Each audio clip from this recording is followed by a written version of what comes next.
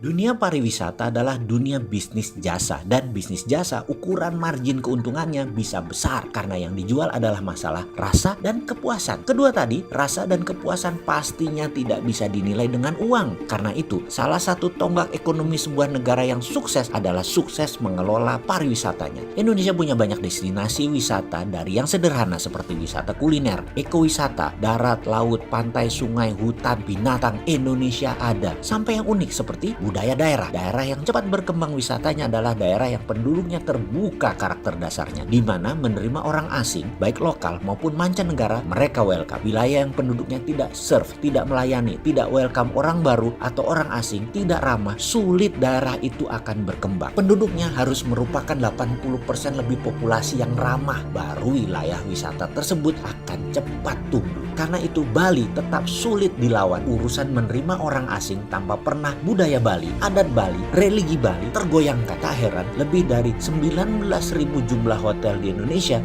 mulai dari yang berbintang tertinggi bintang 5 ke atas sampai kelas Melati Losmen Hotel. Bali memiliki lebih dari 14.000 penginapan. Bali merupakan 80% ketersediaan kamar penginapan hotel dibandingkan seluruh Indonesia. Dan di mana hotel yang lainnya? Sisanya ada di Bandung, Jogja, Surabaya, dan kota-kota kabupaten lainnya. Di provinsi lain tetap ibu kota provinsinya lah yang terbanyak hotelnya. Jadi bagaimana rupa bisnis hotelier penginapan di Indonesia? Ternyata bisnis ini dari tahun ke tahun market kapitalisasinya terus naik. Kamar hotel naik sejalan dengan naiknya turis asing dan turis lokal. Rata-rata tingkat pertumbuhan kamar hotel per tahun adalah naik 6%, dan turis mancanegara tumbuh stabil di atas 5% per tahun. Saat ini dengan okupansi 60%, ternyata nilai bisnis perhotelan per tahunnya di tahun 2019 mencapai 80 triliun rupiah. Sebuah nilai yang jauh dibandingkan dengan bisnis kamar di Makau yang nilainya 120 triliun rupiah. Dibandingkan dengan Thailand mencapai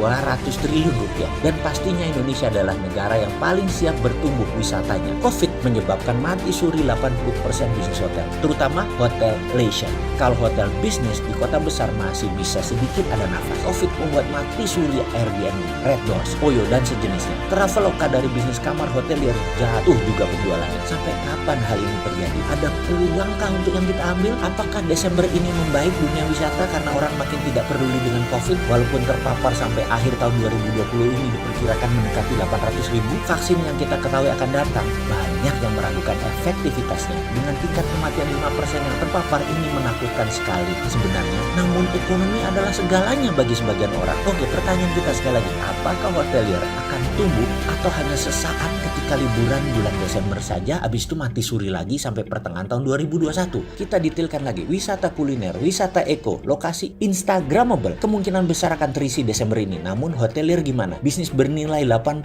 triliun rupiah itu bagaimana nasibnya? Siapakah nanti yang menjadi terdepan menangkap peluang ini menjadi monetize di tahun 2021, 2022, dan seterusnya? Apakah kita akan masuk ke sini? Yuk kita pikirkan bersama.